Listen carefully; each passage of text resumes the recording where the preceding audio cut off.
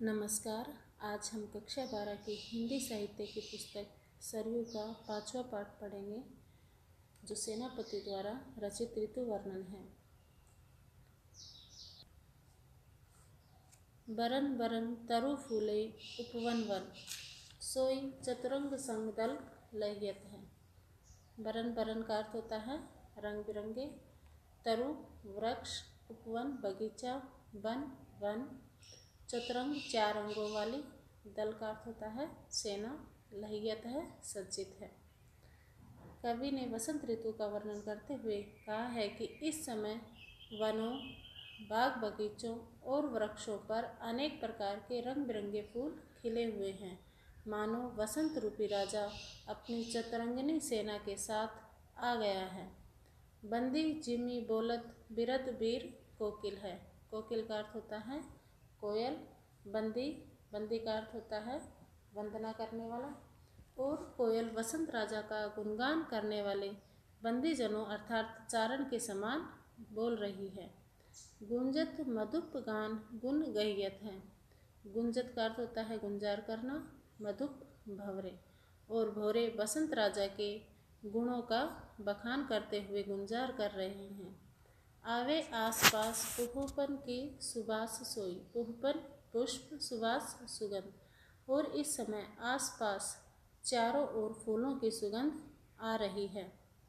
सौंदे की सुगंध मांझ सने रैयत है, और उस सुगंध के बीच में बसंत रूपी राजा सने रहते हैं।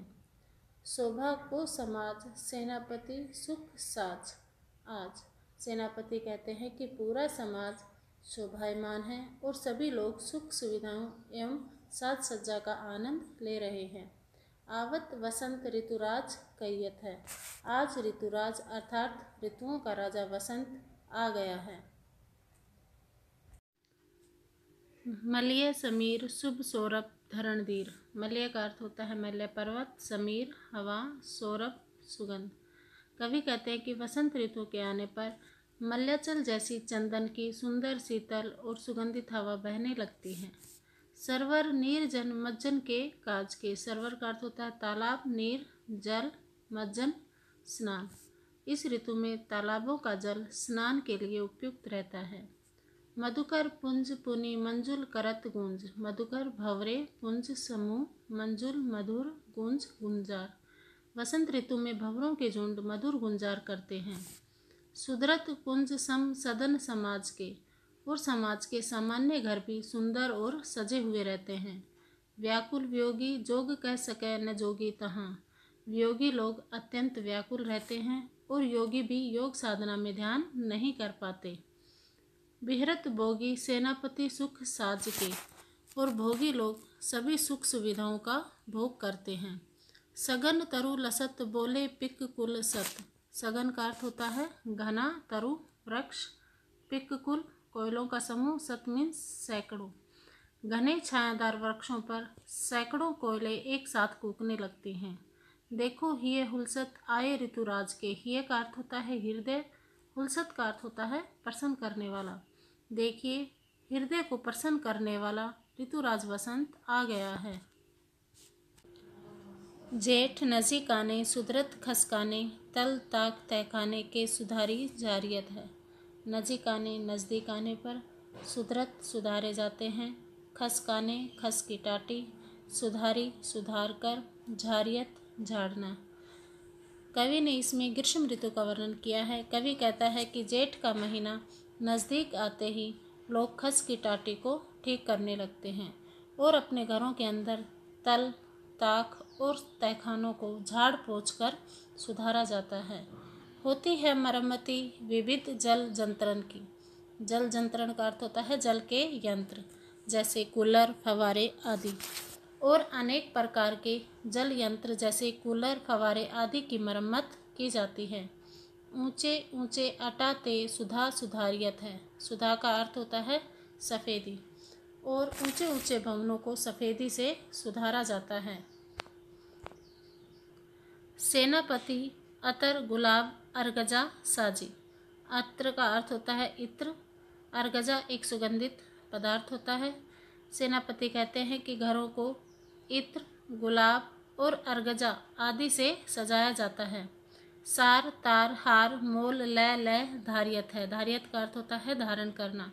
तथा संपन्न लोग श्रेष्ठ मोतियों के हार को खरीद कर धारण करते हैं।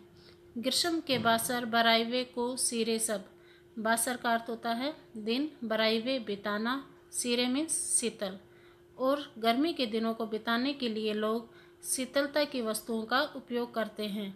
राजभोग काज साज यो संभारियत है। और राजसी लोग सुख भोग के लिए सभी साज सज्जा की व्यवस्था को संभालते हैं। इस अवतरण में कवि ने श्लेष के द्वारा गर्मी और वर्षा इन दोनों ऋतुओं का वर्णन एक साथ किया है। हम यहाँ पर ग्रीष्म ऋतु का वर्णन पढ़ेंगे। देखई छिति अंबर, जलई है चारी और चोर। छिति का अर्थ होता है धरती, अंबर आकाश। कवि कहते हैं कि धरती और आकाश चारों ओर अत्यधिक ताप से जल रहा है। तिन तरवर सब ही को रूप हर्यो है। तिन का अर्थ होता है तिनका, तरवर वृक्ष, हरियो का अर्थ होता है हरना। और तेज गर्मी ने सभी पेड़ पौधों की हरियाली को हर लिया है, अर्थात सभी सूख गए हैं। महाझर लागी ज्योति भादव की होती चली।